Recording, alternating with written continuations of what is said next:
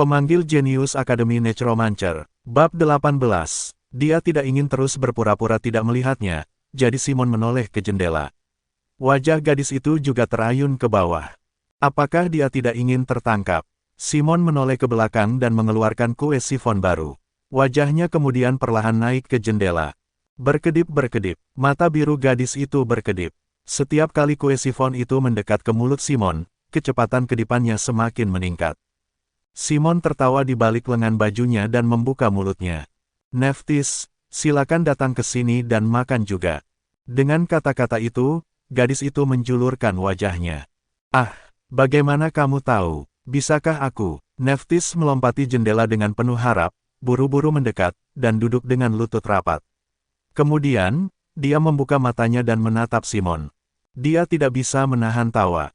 Tampak seperti anak anjing yang menunggu, ekornya melambai. Tentu saja, silahkan, hehe, terima kasih atas makanannya. Dia mengambil kue sifon dengan tangan kecilnya yang lucu dan mulai memakannya.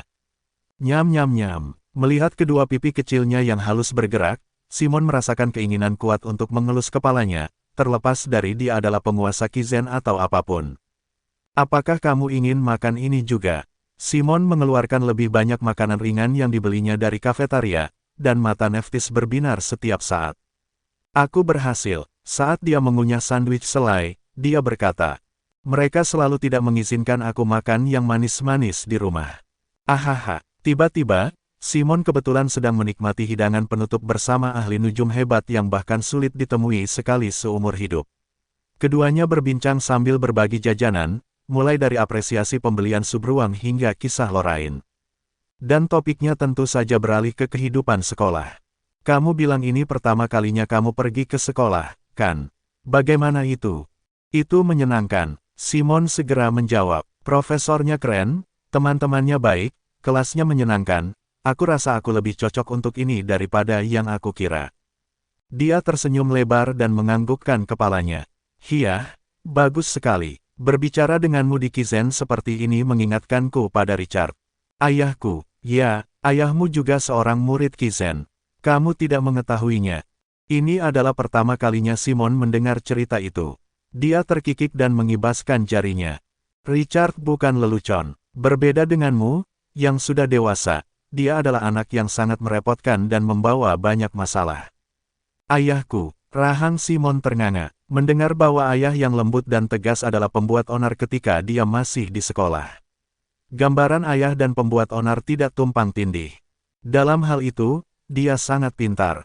Sambil menyebabkan semua masalah, dia membuat para profesor melilit jarinya.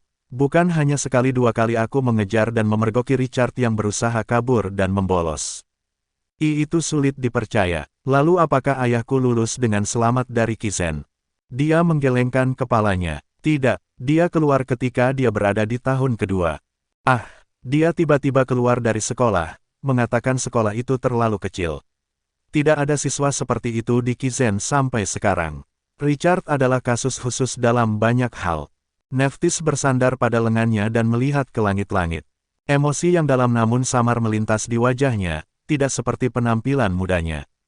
Ya, aku juga masih muda saat itu. Simon ingin menunjukkan sesuatu, tapi dia mengurungkannya karena rasanya dia tidak seharusnya melakukannya. Bagaimanapun, mungkin tidak ada tempat di Pulau Roke yang belum pernah dikunjungi Richard. Kamu mungkin menemukan jejak ayahmu di seluruh sekolah jika kamu melihat lebih dekat. Ah, akan menyenangkan jika hal seperti itu ada. Dia bangkit dari tempat duduknya dan membersihkan pakaiannya. Kalau begitu aku akan pergi duluan karena aku punya rencana makan malam. Aku mungkin akan dimarahi lagi jika aku terlambat. Hehe. Sudah. Simon mengejutkan dirinya sendiri, mengucapkan kata-kata yang mengandung sedikit kesedihan. Waktu bersamanya terasa begitu menyenangkan dan singkat sehingga tanpa disadari dia curhat padanya. Kita akan segera bisa bertemu lagi, Simon. Nephthys tersenyum. Terima kasih untuk camilannya. Selamat tinggal. Ketika Nephthys hendak melompati jendela, sesuatu seperti catatan kecil jatuh dari pakaian yang dia kenakan. Simon mengambil catatan itu dan buru-buru berlari menuju jendela. Nephthys, kamu meninggalkan ini. Aneh, dia sudah menghilang tanpa jejak. Simon menggaruk kepalanya dan memeriksa bagian luar uang kertas yang terlipat menjadi dua dari atas ke bawah. Mengingat situasinya, dia memberikannya padaku, kan? Simon bergumam pada dirinya sendiri dan duduk di tempat tidur. Kemudian, dia membuka lipatan kertas itu. Itu adalah peta. Peta itu menunjuk ke suatu tempat di luar Kizen yang melewati bagian dalam, tapi tujuannya ditandai dengan tengkorak. Tengkorak? Ya, bukankah seharusnya ada semacam tanda peti harta karun di tempat tujuan? Simon dengan hati-hati melihat peta. Tidak ada informasi selain tujuannya. Mengapa Nephthys memberiku lokasi ini? Kamu mungkin menemukan jejak ayahmu di seluruh sekolah jika kamu melihat lebih dekat. Simon mengambil keputusan dan mengepalkan tinjunya. Dia memutuskan untuk berangkat keesokan harinya. Pagi hari di akhir pekan pertama di Kizen tiba. Tempat yang ditandai di peta Nephthys adalah hutan yang dilarang untuk dimasuki, jadi dia memutuskan untuk pergi ketika hari sudah mulai gelap. Rick dan Kajan meninggalkan ruangan lebih awal dan Simon telah membuka buku teks pemanggilannya, membenamkan dirinya dalam mengejar pembelajaran sebelumnya. Dia mencoba mempelajari mata pelajaran lain selain pemanggilan, tapi dia tidak bisa berkonsentrasi dengan baik. Karena dia harus memilih satu mata pelajaran utama sebelum kegiatan kelompok yang akan datang, Simon memutuskan untuk melakukan pemanggilan secara menyeluruh akhir pekan ini. Perbedaan antara kerangka dan zombie. Yang pertama adalah ketaatan pada perintah. Sementara kerangka mematuhi perintah ahli nujum dengan baik, zombie sulit dikendalikan karena naluri dan kebencian mereka terhadap makhluk hidup semakin kuat. Jadi langkah selanjutnya setelah zombie adalah hantu. Meski populasinya kecil, mereka kuat dan tak tertandingi zombie. Wow, mereka bisa bergerak hingga 300 meter dalam satu lompatan. Ada yang disebut kekejian juga. Kapan aku bisa membuat hal semacam ini? Dia tidak tahu belajar bisa begitu menyenangkan. Waktu berlalu dengan cepat, dan Simon harus menahan rasa frustrasinya setiap kali dia melihat jam. Setelah menghabiskan seharian penuh mempelajari pemanggilan, Simon akhirnya beraksi saat matahari terbenam. Di daftar Exeatnya, dia menulis kunjungan ke Roches selama 2 hari 1 malam. Berdesir, dia meninggalkan gerbang utama Kizen dan tiba di hutan terlarang saat hari mulai gelap. Alasan mengapa Kizen melarang hutan ini sederhana saja. Monster sering muncul di area tersebut. Monster juga hadir di lereng gunung Les Hill, namun masih belum diketahui monster jenis apa yang berkeliaran di Pulau Roque.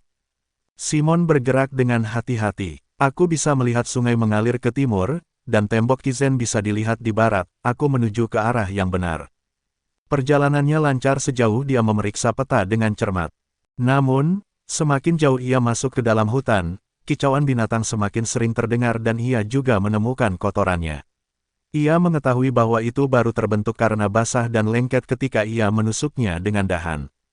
Mempercepatkan, aku hanya ingin kembali. Dia berbohong kalau dia bilang dia tidak takut, tapi Simon menenangkan diri. Meski agak lambat, dia berjalan sepelan mungkin.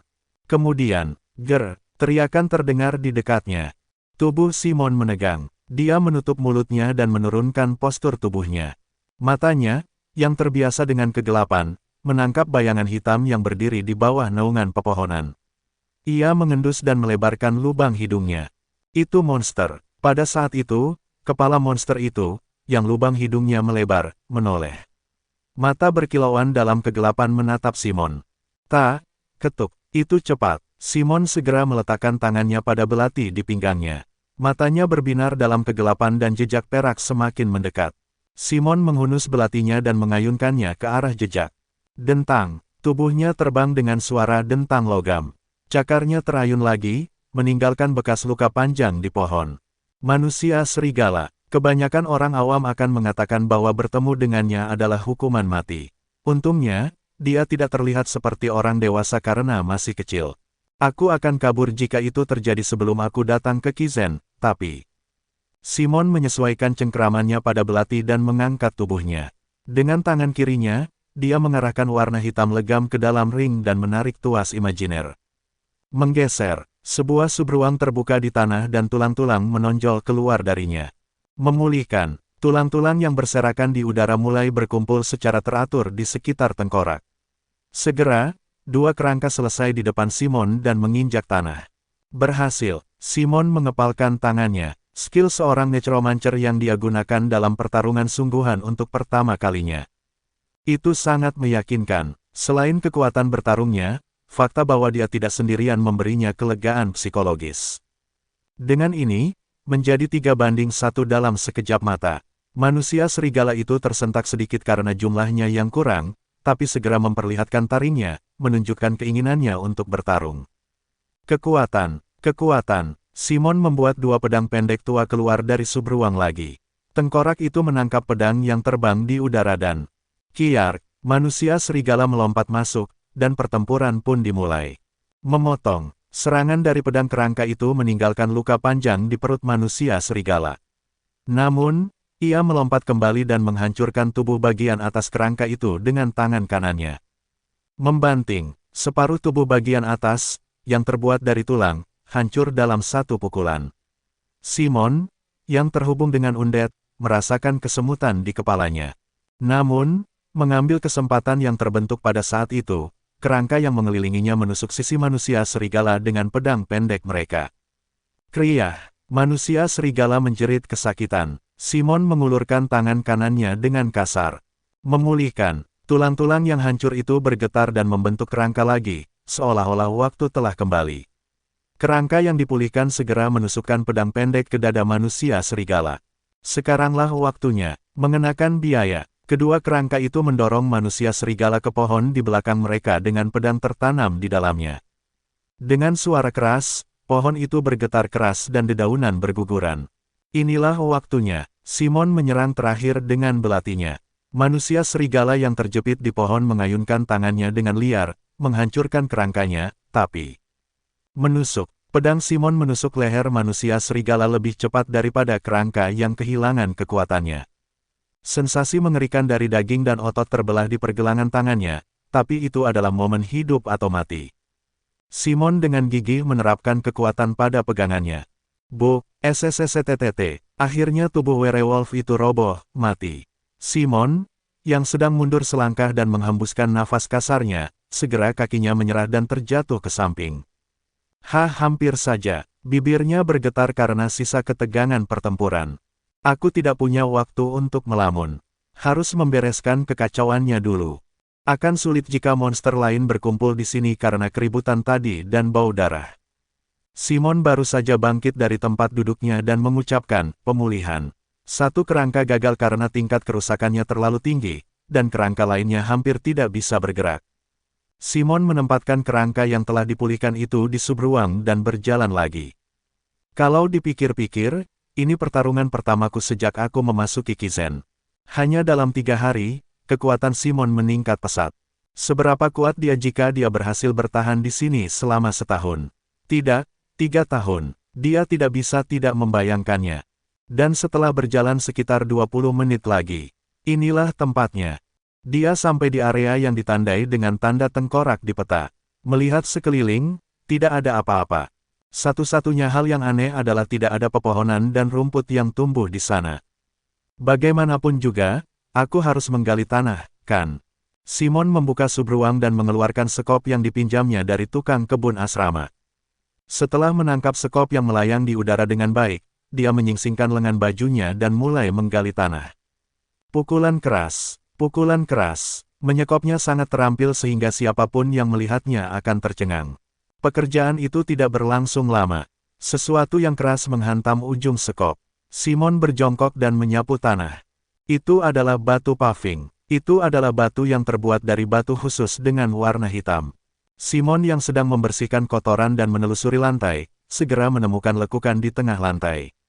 Di atasnya, alurnya berbentuk tangan manusia. Saat dia meletakkan tangan kanannya di atasnya, ukurannya hampir sama. Namun, itu bukanlah artefak yang terbuka begitu saja. Simon mengaktifkan intinya dan memuntahkan warna hitam legam dari telapak tangannya dengan mata tertutup. Warer, saat warna hitam legam Simon mengalir ke dalam artefak, benda itu menyala. Kemudian, lantainya bergetar hingga terbuka. Itu tangga. Simon tersenyum puas. Entah rahasia apa yang tersembunyi di sini. Mengapa Nephthys membawaku ke tempat ini? Simon bergerak maju, jantungnya berdebar kencang.